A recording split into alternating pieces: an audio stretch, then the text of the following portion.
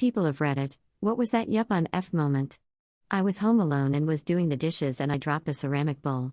I jolted my hands down instinctively to catch it and it cracked in half and a sharp, jagged edge stabbed into my arm and completely severed one of the tendons in my arm. It started gushing blood like I've never seen before and I screamed out to Siri to call 911. It took 3 tries before Siri understood me. By the 3rd try I was beginning to lie on the floor and watch the blood pool around me. Everything was going fuzzy, then I got a knock on the door. I managed to drag myself over to the door and unlock it before I passed out. My downstairs neighbor had heard me screaming for Siri to call 911 and found me on the floor in a pool of blood. He drove me to the hospital and they patched me up. Best part? The tendon I ruptured is one that the surgeon described to me as a spare part, so I didn't need any additional surgery and my arm is fine now. Just a strange, random scare that could have gone a lot worse.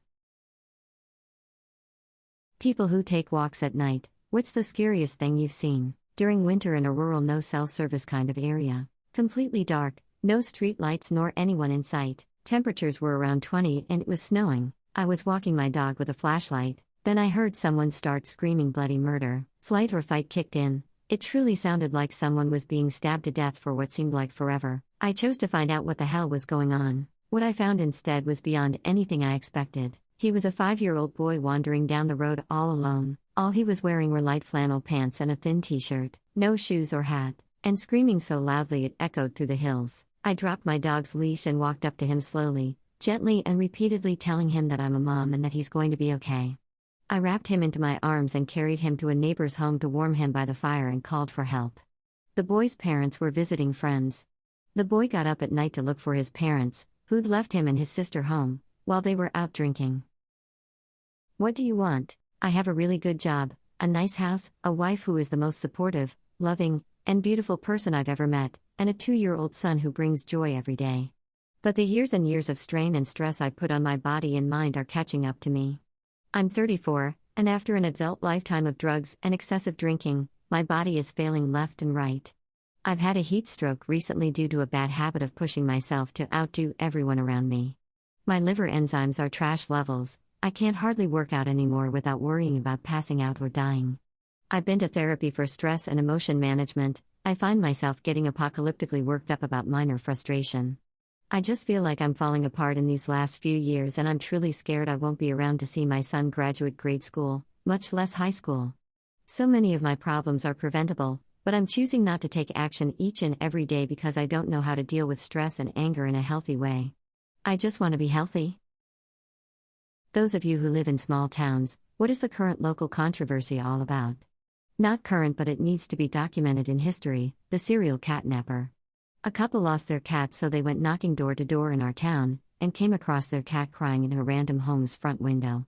They call the police, who arrive and find 50+ missing cats, along with a fucking graveyard of cats in the garden. Some that had been missing for up to 7 years. It culminated in the catnapper, a 50+-year-old woman, stuffing as many cats as she could in a car and going on a police chase through our little town. Most of the cats were identified and taken home, a very small few went to rescue centers, and the catnapper is currently going under mental health treatment. Apparently she just took home any cat she saw while on a walk for the last 7 years. This happened about a couple years back, but I had to tell the tale. Just imagine crazy catnapper lady trying to drive at high speed with 50 cats in the car with her. What are some unmanly things that are actually very manly? Fucking crying and being emotionally vulnerable. It's very hard to be emotionally healthy as a man in the US with all the mixed messages you receive. One of my exes straight up did not allow himself to feel anything except anger when he told me about how his dad molested him as a child and then later cheated on and divorced his mom, tearing the family apart. He didn't believe me when I told him it was healthy to cry and talk about something like that, and that I really didn't mind him crying and acting weak instead of screaming, getting drunk and punching inanimate objects. He couldn't fathom that daring to feel the bad feelings could be perceived as anything but weak.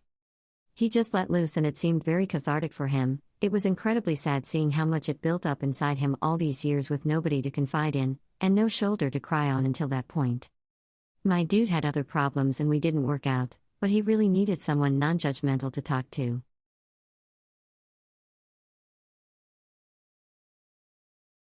What is the most ridiculous thing you've ever had to deal with at work? I worked at Uncle Buck's in a Bass Pro. For those of you that don't know, it's a bowling alley/restaurant. One night a group of people come in to celebrate their friend's 27th birthday. After another host and I set them up at a lane, the manager comes over to tell us that they are getting a warning because she caught a few of them on camera pissing on the side of the building before they came in. And that's not even the worst of it. Some time later I receive a call at the front desk from the police saying that they were outside, would like to speak to the manager. Turns out the manager caught the party doing coke in the bathroom and doing NSFW things in there after a few other customers complained. A few people in the party were detained and one guy tried to fight a cop. The rest that were left alone started raging. They started screaming slurs, smashed glasses and plates, stuck ketchup in the bowling balls, and even tried to grab me over the counter. It's the only time I ever felt unsafe at work. What's the weirdest place you've ever pooped? My pants. I was in college and I got pretty drunk with my friends, one of whom had just graduated and was visiting with his dog and staying in my dorm room for the night. We stayed up late and I don't remember when I crashed, but I do remember the feeling I had when I woke up a couple hours later. Things needed to get out, urgently. I made it to the bathroom and violently threw up. Okay, it happens. Whatever. I was so exhausted and dizzy from the drunkenness and puking I was just sitting on the edge of the bathtub, totally spent. That's when I felt the second jolt, worse than the first. I knew instantly what was happening, but I was powerless to stop it. I was frozen. I shat and I kept shitting for what seemed like forever. I lazily rolled into the tub in my shit-covered basketball shorts and turned on the shower and did the slowest and sloppiest cleanup job in history. The next day my buddy said the bathroom smelled real shitty and I said his dog had an accident, but I cleaned it up. He bought it completely and I told him the truth a few months later. Good times. Why do you think there are so many mass shootings in America? Mass shootings are a form of public suicide. The U.S. is a society that prioritizes money above all else and uses individuality as a medium to promote this ideology. Individuality breeds loneliness, and mass shootings act as a final bridge/cry for attention, to go out as somebody of note, to be somebody of importance. Most of the time it's teens or young adults, each of which have a lack of familial or friendly attention. That attention is usually spent on making money and building upon the technological feudalistic society that we worship, where in other countries it goes to a work-life balance. We've raised a generation, or few, of young adults who weren't wanted in a society that tells them we don't give a crap. Other overworked countries have public suicide, such as in Japan and China. However, since guns are hard to find in those countries and they're generally communal cultures, the public suicide takes the form of harming no others and only oneself.